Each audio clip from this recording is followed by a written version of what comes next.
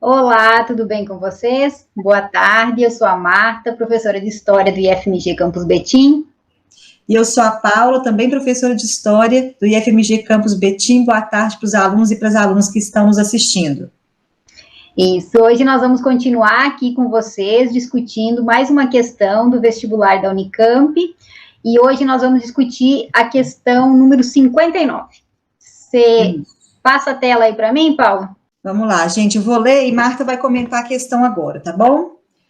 Seguindo a trajetória das ativistas, vemos que lutaram ao lado dos homens no movimento popular urbano e participaram de várias jornadas populares, como as de 9 de abril, 20 de junho e 10 de agosto de 1792, as quais resultaram na queda da monarquia. Abraçaram a revolução, queriam armar-se para defender a nação dos inimigos internos e tomaram parte nas festas cívicas. Algumas se alistaram no exército e foram lutar nas fronteiras. No caso das republicanas revolucionárias, durante certo tempo contaram com o apoio dos deputados da montanha e os ajudaram a derrubar os girondinos. Nessa ocasião, mereceram elogios públicos, depois se aliaram aos radicais e fizeram oposição aos montanheses. As militantes adquiriram uma visibilidade nunca imaginada para mulheres do povo, despertando o interesse e a inquietação de integrantes do governo acerca da questão dos direitos civis e políticos femininos. Sua presença na cena política foi tolerada e até incentivada no início da Revolução Francesa, porém reprimida em outubro de 1793 e depois de forma definitiva em 1795. É um trecho da Tânia Machado Morim, Virtuosas e Perigosas, as mulheres na Revolução Francesa. Isso, gente. Então, essa é uma questão que vai estar pedindo para a gente trabalhar um pouco aí os conteúdos ligados ao tema da Revolução Francesa, mas ele tem um recorte específico, né? Ele está pensando a participação das mulheres na Revolução Francesa. Como que essa participação, ali no finalzinho, ele deixa claro para a gente o que ele quer que a gente analise, né? Qual que é o foco da questão, como que as mulheres vão participar e vão, em alguns momentos, serem até convocadas a estar participando, a estar se manifestando, juntamente com os homens, ou em alguns momentos, como a Marcha sobre Versalhes, que é conhecida, talvez vocês tenham nos livros didáticos de vocês, uma imagem que é bastante conhecida dessa marcha, que é das mulheres participando, sejam mulheres mais pobres, mulheres da burguesia, até algumas nobres, né? Então, é uma imagem que costuma aparecer muito no livro didático e que traz, então, um pouco de alguns eventos que as mulheres foram, inclusive, protagonistas. Então, a questão nos traz isso para pensar, mas fala também como que, em um determinado momento, quando as demandas dessas mulheres começam a ser vistas como ocupando demais o espaço masculino ou reivindicando uma igualdade maior, elas são reprimidas, tá? Então, eu quero só situar com vocês. Lembra para mim, gente, a Revolução Francesa é um processo bastante longo, tá? São cerca de 10 anos ali, algumas divergências entre colocar ou não colocar a era napoleônica como parte desse processo, mas é um movimento que inicia, né, é considerado ali como um marco, a queda da Bastilha, alguns historiadores vão considerar ainda um pouco antes ali na organização que vai ter das assembleias, né, na chamada do terceiro estado, para formar os estados gerais, mas é um movimento que começa em 1789, e vai, então, até 1799, com o golpe do 18 Brumário e a subida do Napoleão ao poder. Então, a gente está falando de um processo de 10 anos, tá, gente? Que vão ter vários movimentos. Ele destaca ali para a gente 2 grupos, principalmente, que vão participar desse processo: os montanheses e os girondinos. Os montanheses, gente, essas terminologias que costumam aparecer para vocês, montanheses, planície, pântano, ela está ligada com o lugar que essas pessoas ocupavam dentro da Assembleia Geral, tá? Então, os montanheses eram aqueles que ficavam mais no alto à esquerda, né? E a planície ali, o pântano, que ficavam mais abaixo e à direita, tá? A montanha, ali, os montanheses, eles eram basicamente o grupo dos jacobinos. E os girondinos pertenciam a um território que é chamado de Gironda, que é no oeste ali da França, e que está mais ligado ao comércio. São grupos que vão participar da Revolução Francesa, então que vão estar ali disputando os acontecimentos que estão questionando ali a monarquia, os privilégios, a divisão ali dos estados, tá bom? Então, eles estão, digamos assim, em alguns momentos juntos, contrários à monarquia, mas a partir do andamento desse processo revolucionário, eles têm divergências entre como se deveria conduzir esse processo, quais ações deveriam ser tomadas. O enfoque da questão é principalmente na fase da Convenção Nacional, porque ele está falando ali para a gente de 1792, são as datas que ele coloca para a gente, né, 72, 1792, perdão, 1793, né, 1795, que é basicamente essa fase da Convenção, quando quem está no poder são os jacobinos, liderados pelo Robespierre, e é um momento onde se vai ter um embate muito grande contra o que eles vão chamar de inimigos internos, né? Também estão tendo lutas externas, mas principalmente essa ideia dos inimigos internos, né? Onde a gente que é o período que fica conhecido também como terror, tá, gente? E por que precisamos situar isso, viu, gente? Embora não vamos nos aprofundar na Revolução Francesa. Porque em vários momentos as mulheres, quando elas começam a reivindicar uma maior participação na política, o voto universal, que não era, né, o voto era masculino, então quando elas pedem o voto universal, poder participar das assembleias, elas vão ser consideradas, nesse momento, como inimigas da revolução. Ou elas vão ser acusadas como ali, numa característica mais moralística, então como depravadas, como promíscuas, né, ou então como inimigas da revolução. Um dos exemplos que sempre são trazidos quando se fala desses questionamentos é a Olympe de Gouges, não sei se pronuncia dessa forma, me perdoem, tá, gente? Que ela vai escrever a Declaração dos Direitos da Mulher e Cidadã. Porque lá no iniciozinho da Revolução Francesa, ali nos primeiros acontecimentos, vai ter a escrita da Declaração dos Direitos do Homem e Cidadão. E nesse momento, o homem é considerado, não é homem no sentido universal, né, é masculino. E ela, então, vai escrever a Declaração dos Direitos da Mulher e Cidadã. Ela escreve em 1791, e depois, em 1793, ela vai ser considerada... ela vai ser julgada, condenada à guilhotina, tá, gente? Considerada ali como uma inimiga do processo revolucionário. Então, para a gente fechar aqui para as alternativas, é importante a gente entender que as mulheres, elas vão participar, em alguns momentos elas vão ser aclamadas, inclusive, a participar juntamente com os homens, mas que, quando elas começam a questionar, para além de questões ligadas ali algo que elas conseguem, como, por exemplo, o direito ao divórcio, ou o preço ali dos alimentos, né? Quando elas começam a reivindicar um maior espaço na política, nesse momento que se vê ali inimigos internos para todos os lados, elas também são consideradas ali como inimigas da revolução, e elas vão ser reprimidos, vai ser proibidos os clubes femininos, tem realmente um cerceamento desses direitos das mulheres, e é sobre isso que a questão que a gente pense, tá?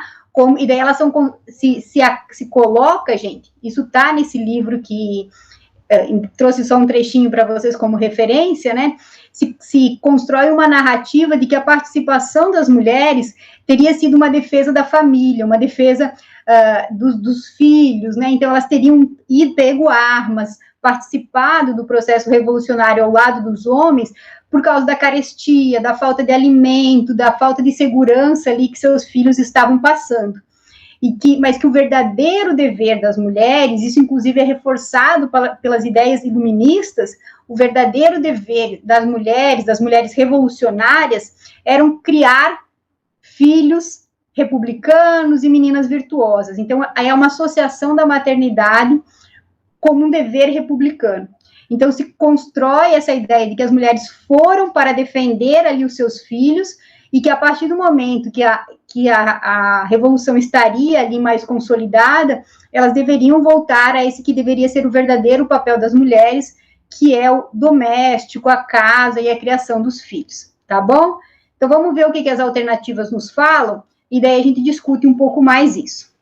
Marta, posso só fazer um comentário antes de a gente passar para as alternativas? Claro. Que nessa declaração mesmo dos direitos do homem e do cidadão, que foi criada antes da Olympe de Gouges, criar a Declaração das Mulheres, né, e da mulher e da cidadã, ela tinha, sim, uma pretensão de se dizer universal, né, de incluir a humanidade, por isso esse homem aí, mas como a Marta destacou, gente, o que a Olympe de Gouges faz é questionar essa suposta humanidade, né, ela escancara no seu documento, na escrita do seu documento, que a primeira proposta era uma proposta masculina, que excluía a parcela feminina da humanidade, né, então, apesar de ter essa pretensão humanista, que vem, né, do iluminismo, e geral e ampla, ela claramente não era inclusiva em todos esses segmentos, e aí a gente poderia mencionar, além das mulheres, as questões raciais, né, Marta, dava para ampliar, incluindo outras análises mais ligadas ao tempo presente.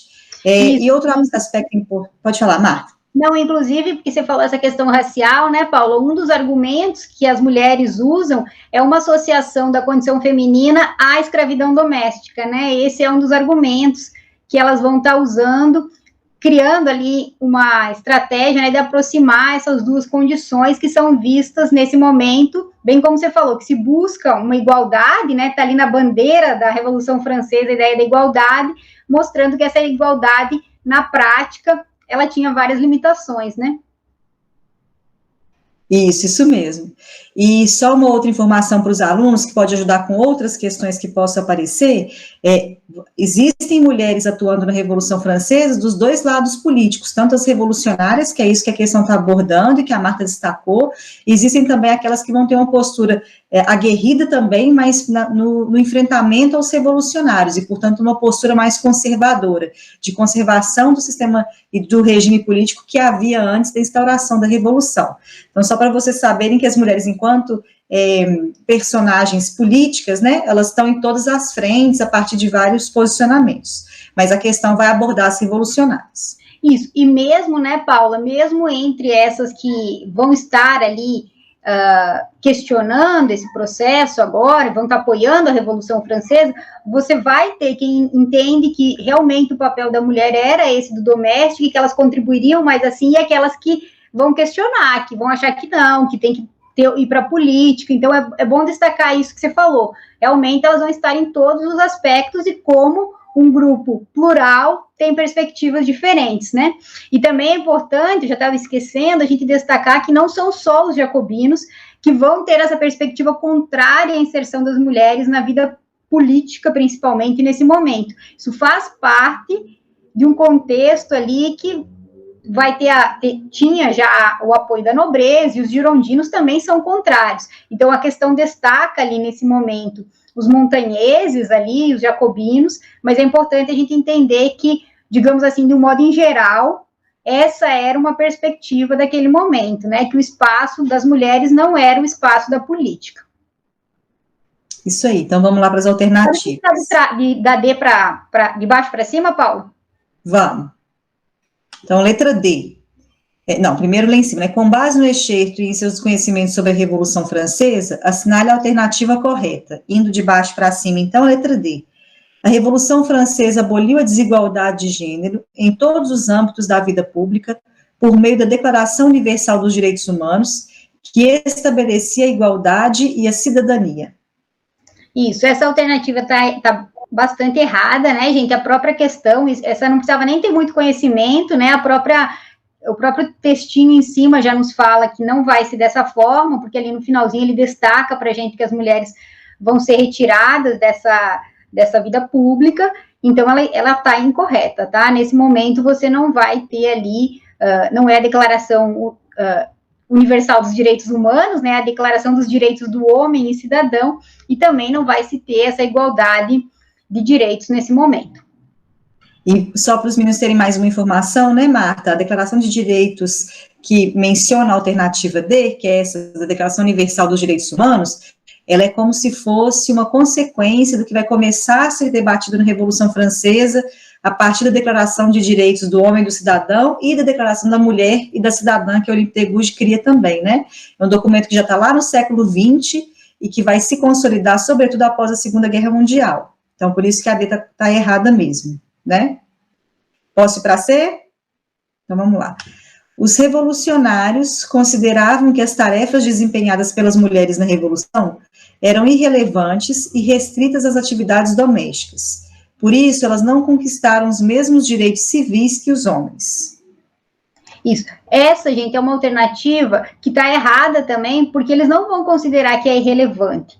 Eles consideram que elas tiveram uma participação importante, tanto que a gente comentou, né, que a gente tem ali vários momentos que se destaca, assim, a importância da participação das mulheres, como a marcha sobre Versalhes, mas isso não se reflete em elas conseguirem ali os mesmos direitos, né? Então, eles reconhecem, mas é como se eles reconhecessem em um determinado momento e em circunstâncias específicas, tá?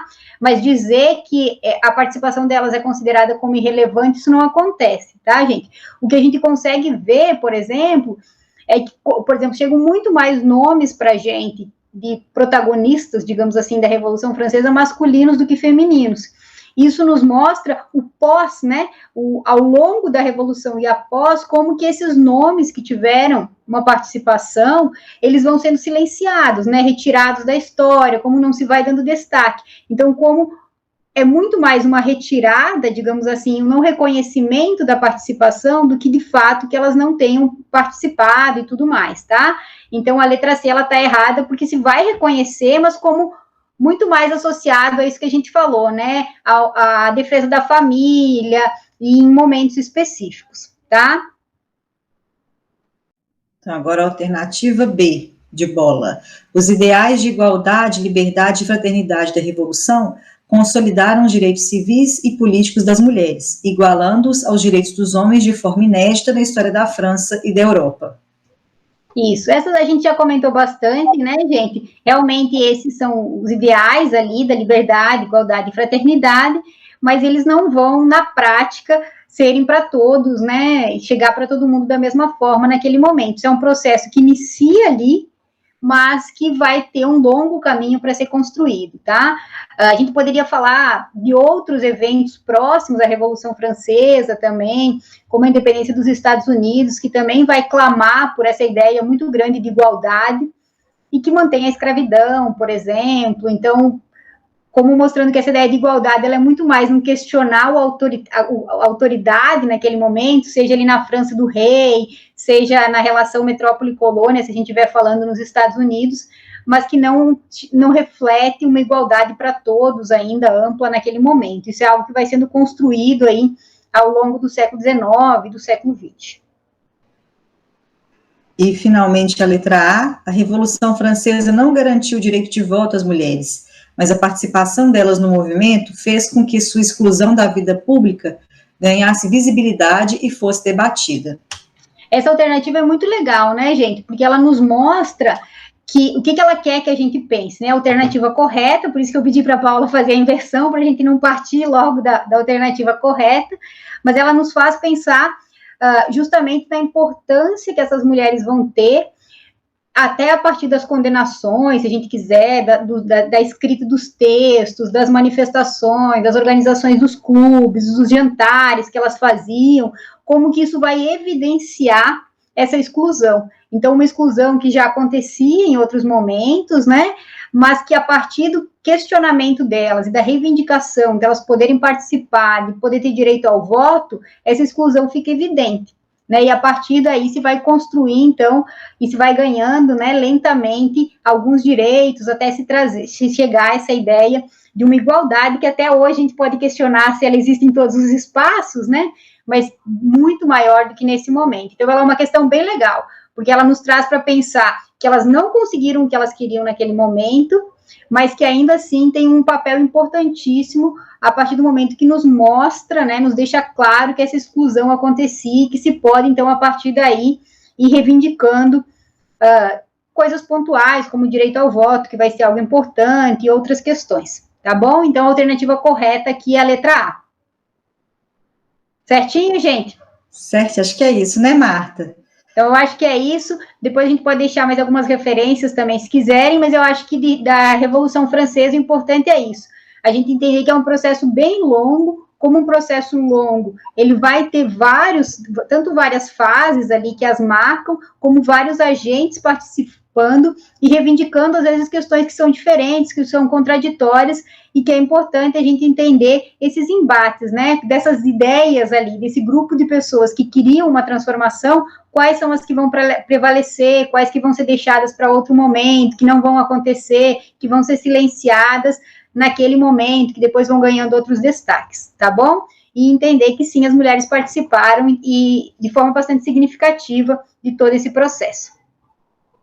E aí, relembrando para vocês, alunas e alunos, o processo da Unicamp é sempre importante ficar bem atento ao tipo de fonte que a questão apresenta, é a partir dessa fonte que vocês vão conseguir olhar para as alternativas e chegar na resposta correta, né? Até o próprio nome do livro, que foi destacado o trecho hoje, ajudava na escolha da alternativa, combinado? Então, sempre atentos às fontes e cuidado na hora de escolher essa alternativa. É isso, até mais. Fiquem bem.